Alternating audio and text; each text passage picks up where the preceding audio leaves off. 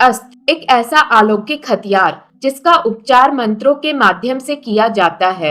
एक ऐसी शक्ति जो पूरे दुनिया में तबाही मचाने की ताकत रखती हो या पूरी दुनिया को तबाह कर सकती हो। महाभारत से लेकर रामायण तक, हिंदू माइथोलॉजी के महाकाव्यों से लेकर प्राचीन ग्रंथों तक, कभी देवता कभी दानव, हर किसी के हाथों इन अस्त्रों का इस्तेमाल का जिक्र जरूर किया गया है। तो क्या थे ये अस्त्र? Hello friends, welcome back to my YouTube channel. आज हम हिंदू माइथोलॉजी में बताए गए कुछ सबसे ताकतवर अस्त्रों की बात करेंगे जो हिंदू माइथोलॉजी के पन्नों का एक अहम हिस्सा है। त्रिशूल, त्रिदेव यानी ब्रह्मा, विष्णु और महेश, जिन्हें हिंदू धर्म का संरचनाकार, संरक्षक और विनाशक अर्थात क्रिएटर, प्रिजर्वर और डिस्ट्रॉयर भी बोला गया है।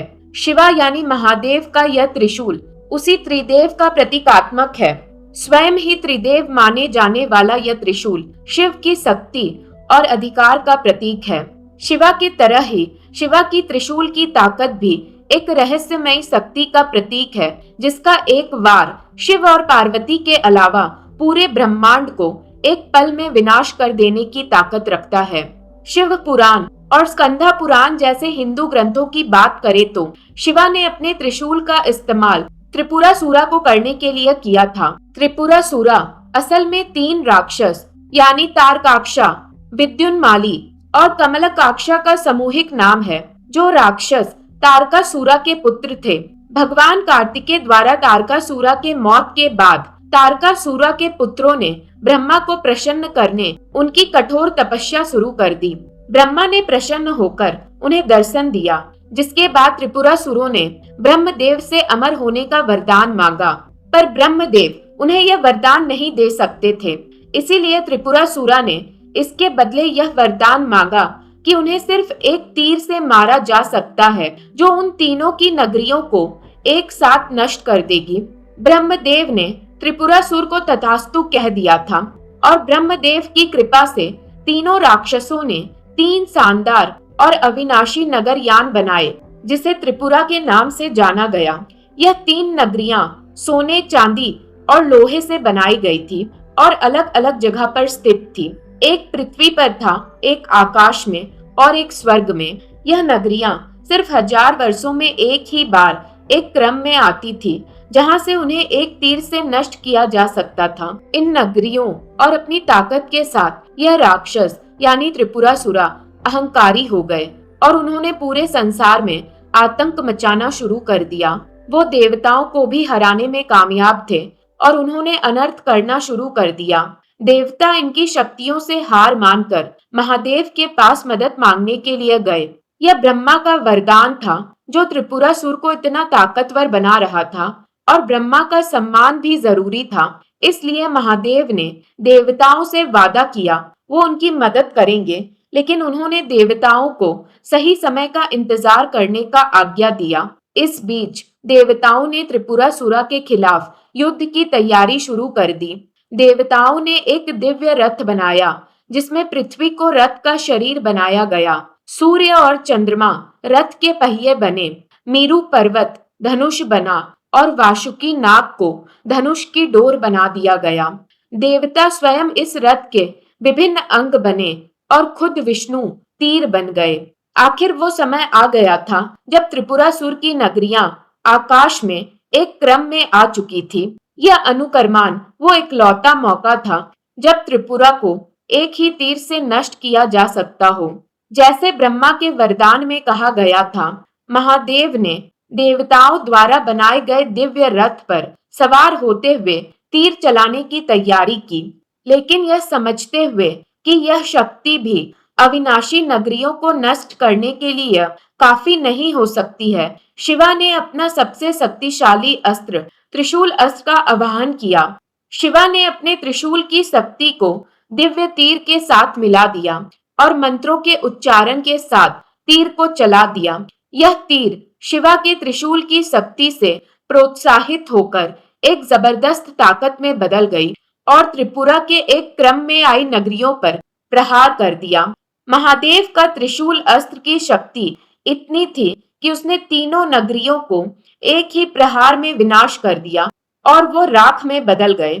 विनाश का यह कार्य बुराई के खात्मा और ब्रह्मांड व्यवस्था की पुनर्स्थापना का प्रतीक था। देवता और ऋषि मुनि सब शिव की महिमा और शक्ति के शुक्रगुजार थे।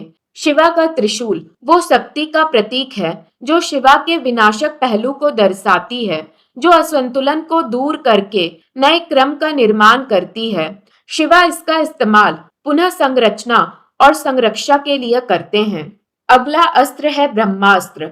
मत्स्य पुराण के मुताबिक ब्रह्मा द्वारा रचना किया गया ब्रह्मास्त्र ब्रह्मांड का वो दिव्य हथियार है जो अजय और सर्वोच्च है।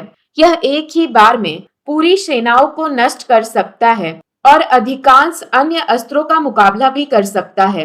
हिंदू माइथोलॉजी के महाकाव्य महाभारत और रामायण जैसे प्रमुख धर्म ग्रंथों में ब्रह्मास्त्र का वर्णन किया गया है। महाभारत के अनुसार ब्रह्मास्त्र के छोर पर खुद ब्रह्मा का सर है। ब्रह्मास्त्र को अंतिम विनाशक अस्त्र माना जाता है। इसकी शक्ति इतनी प्रभावशाली है कि यह पूरे दुनिया को भी नष्ट कर सकती है।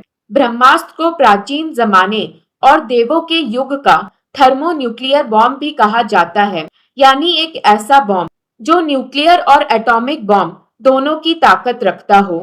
क्योंकि ब्रह्मास्त्र का इस्तेमाल ऐसे प्रभाव छोड़ता है कि वहां जीवन का नामो निशान मिट जाता है, यहाँ तक कि वहां की मिट्टी भी सूख जाती है और वहां बरसों तक कुछ भी नहीं उगता।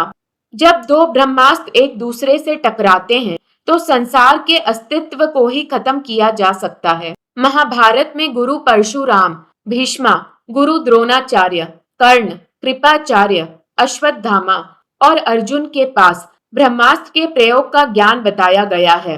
महाभारत में ब्रह्मास्त्र का प्रयोग कई युद्ध में बताया गया है, खास तौर पर अर्जुन और कर्ण के बीच के युद्ध में। इस युद्ध के दौरान कर्ण और अर्जुन दोनों के पास ही ब्रह्मास्त्र था, पर कर्ण जिसने गुरु परशुराम से धोखे से ब्रह्मास्त्र का ज्ञान सीखा था, वो युद्ध के अहम पड़ाव पर ब्रह्मास्त्र प्रयोग करने का मंत्र भूल गया था।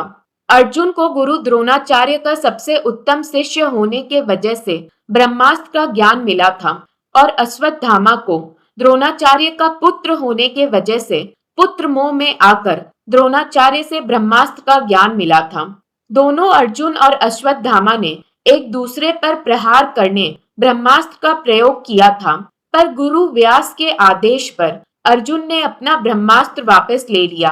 पर अश्वत्थामा इसका प्रयोग तो करना जानता था, पर उसे वापस लेना नहीं जानता था और विनाश के भावना से अश्वत्थामा ने अभिमन्यु की गर्भवती पत्नी उत्तरा के अजन्मे बच्चे पर इसका प्रयोग कर दिया था। रामायण में ब्रह्मास्त्र का प्रयोग राम द्वारा रावण को हराने और उसके मृत्यु के लिए किया गया था।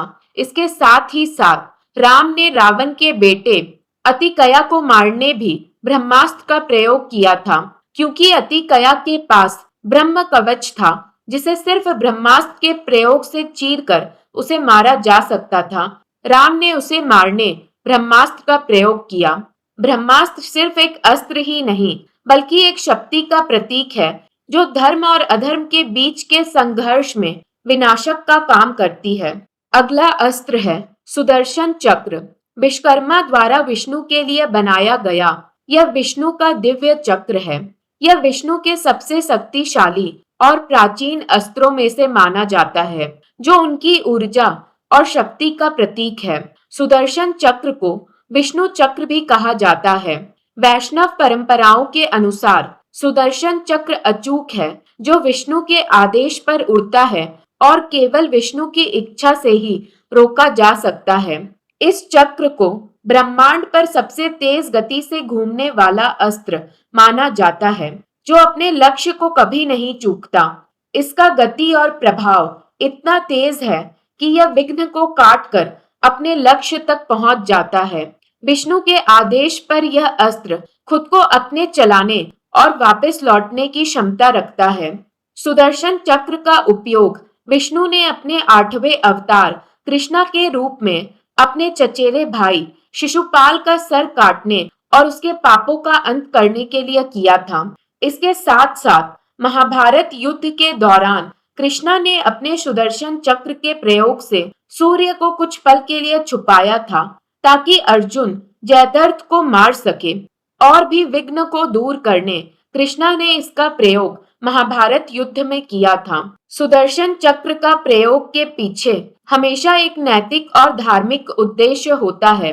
यह अस्त्र तभी प्रयोग में लाया जाता है जब अधर्मी शक्तियां धर्म और न्याय के मार्ग में विघ्न डालने लगे।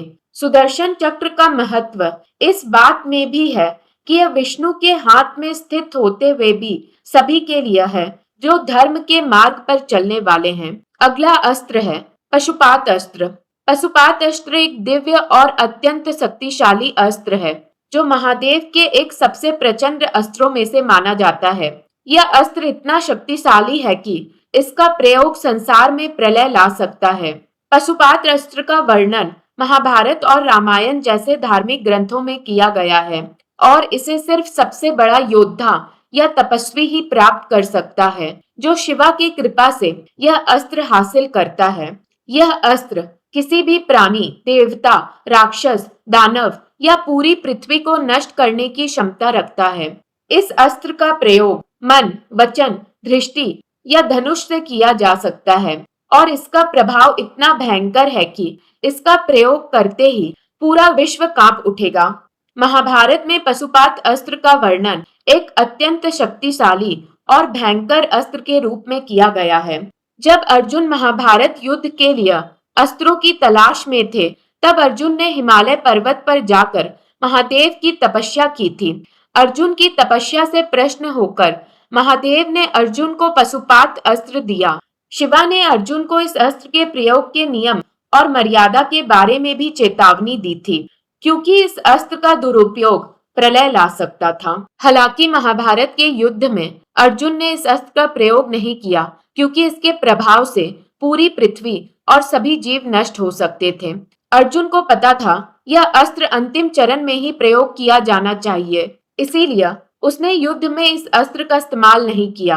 रामायण में गुरु विश्वामित्र, गुरु परशुराम, इंद्रजीत और राम के पास भी पशुपत अस्त्र था।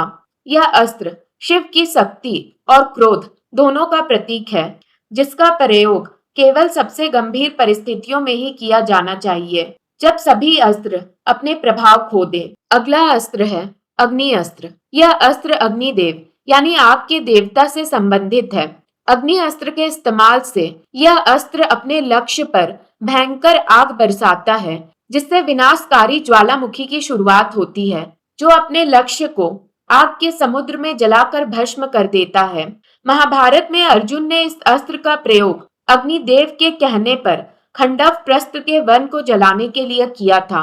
इसके अलावा द्रोणाचार्य के पुत्र अश्वत्थामा ने अग्नि अस्त्र का प्रयोग अपने पिता की मृत्यु का बदला लेने और पांडवों के शिविर को जलाने के लिए किया था।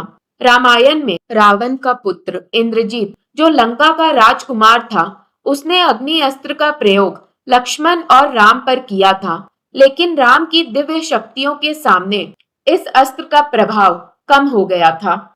यह तो थी कुछ अस्त्रों की बात। हिंदू माइथोलॉजी में और भी अन्य अस्त्रों की बात है जो एक से बढ़कर एक हैं। अगर आप चाहते हैं मैं और भी अस्त्रों की बात करूं तो कमेंट करके जरूर बताइएगा।